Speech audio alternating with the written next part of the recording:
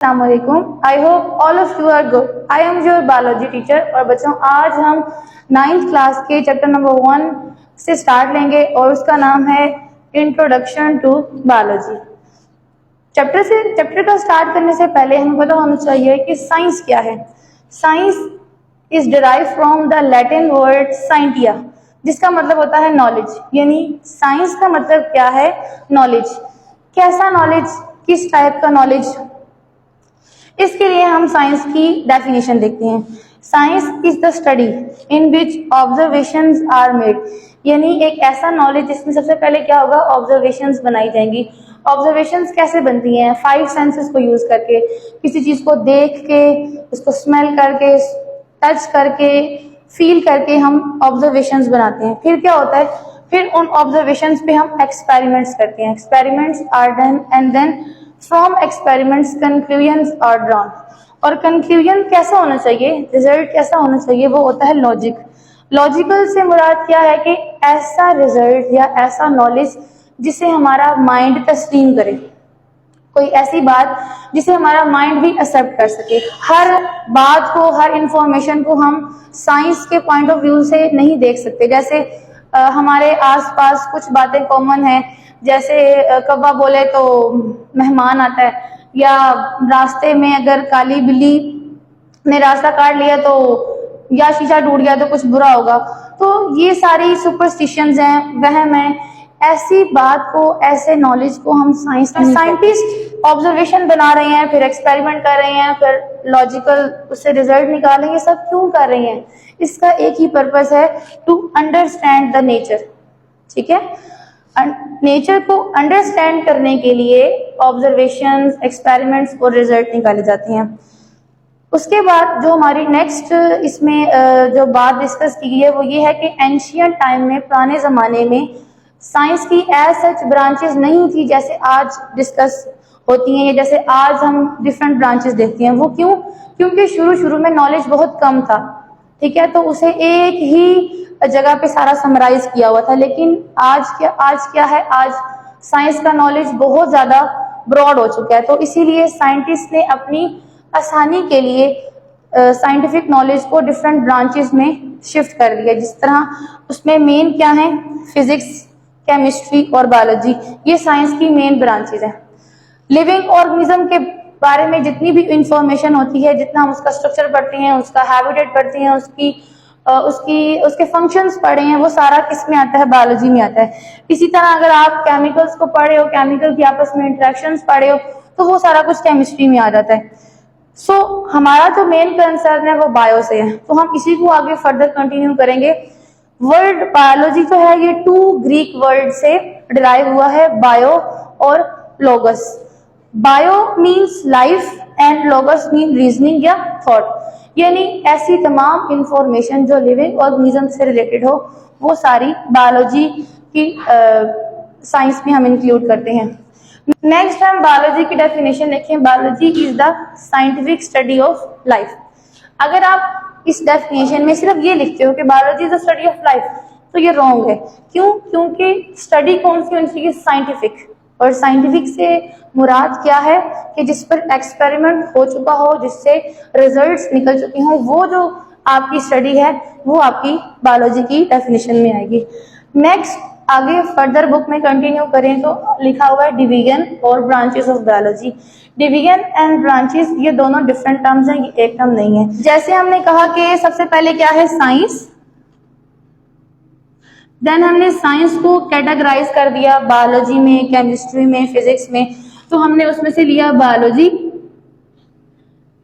अब बायोलॉजी का जो नॉलेज है, जो इन्फॉर्मेशन है, वो भी बहुत ब्रॉड है, तो उसे भी आगे हमने मजीद कैटेगरीज में या 3 मेजर डिविजन्स में डिवाइड किया हुआ है, जो कौन सी हैं? ज़ूलॉजी, बॉटनी और माइक्रोबायोलॉजी। तो ये इसकी मेन डिविजन्स हैं। नेक्स्ट आगे उसकी फर्दर फिर ब्रांचेस भी हैं। इन्हीं 3 डिविजन्स की आगे फिर ब्रांचेस भी हैं। तो अगर आपसे पूछा जाए what are divisions of biology, तो आपने ये 3 लिखनी है, और अगर ब्रांचेस के बारे में पूछा जाए तो वो आपने यहाँ से लिखनी है। ठीक है, नेक्स्ट है, सबसे पहले जो डिवीजन है वो है ज़ूलॉजी। ज़ूलॉजी क्या है? ये वर्ड देखिए, जू और लॉजी। लॉजी वर्ड का मतलब होता है स्टडी, टू स्टडी, और जू जू में क्या होते हैं, एनिमल्स। तो ऐसी डिवीजन ऑफ बायोलॉजी जिसमें क्या होता है, स्टडी ऑफ एनिमल्स होता है, उसे कहते हैं जूलॉजी। नेक्स्ट हमारी डिवीजन क्या है, बॉटनी, और बॉटनी क्या है, study of plants. Then next है माइक्रोबायोलॉजी। माइक्रो का मतलब होता है स्मॉल।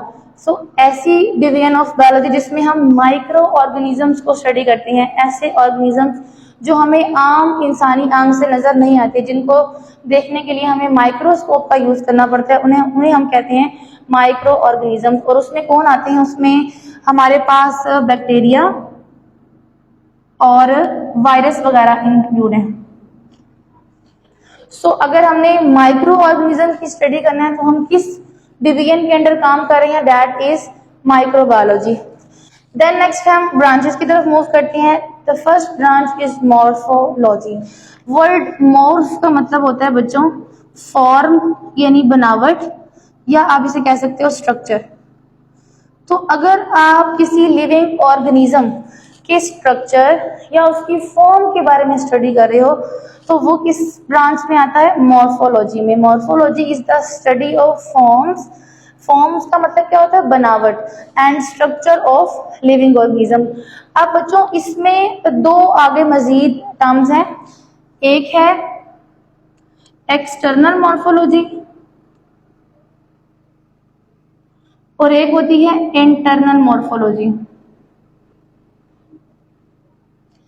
अगर आप किसी स्ट्रक्चर का, किसी लिविंग ऑर्गेनिज्म की सिर्फ एक्सटर्नली उसको देख रहे हो, सिर्फ उसका एक्सटर्नल स्ट्रक्चर देख रहे हो, तो आप किस ब्रांच में हो, एक्सटर्नल मॉर्फोलॉजी में। फॉर एग्जांपल अगर हम किडनी का स्ट्रक्चर देखें तो एक्सटर्नली ये कैसी लग रही है, ये बीन शेप्ड है। अगर हम इसे देखें तो ये डार्क रेड कलर की होती है।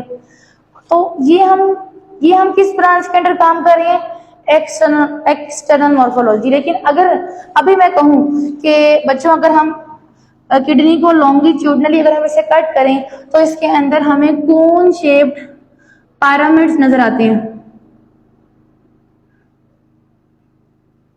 और ये सारे पिरामिड्स इकट्ठे होके एक फनल शेप स्ट्रक्चर बना देते हैं जिसे हम पेल्विस कहते हैं, और पेल्विस देन आगे फिर यूरेटर में कंटिन्यू करती है। तो ये मैंने किस ब्रांच के अंडर बात की है, ये इंटरनल मॉर्फोलॉजी की है।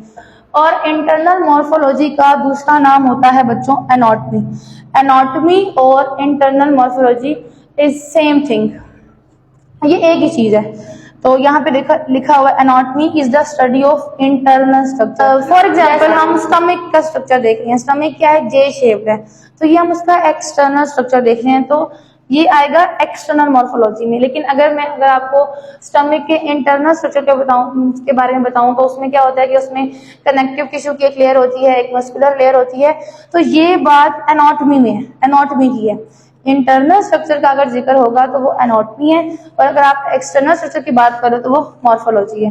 देन नेक्स्ट है हिस्टोलॉजी। हिस्टोलॉजी क्या है, माइक्रोस्कोपिक स्टडी ऑफ टिश्यूज। अगर आप टिश्यूज की स्टडी कर रहे हो तो वो क्या है, हिस्टोलॉजी। और आपको पता है कि टिश्यू हमें नजर नहीं आते वैसे आंख से, तो इसके लिए हमें क्या होगा, माइक्रोस्कोप का यूज करना पड़ेगा।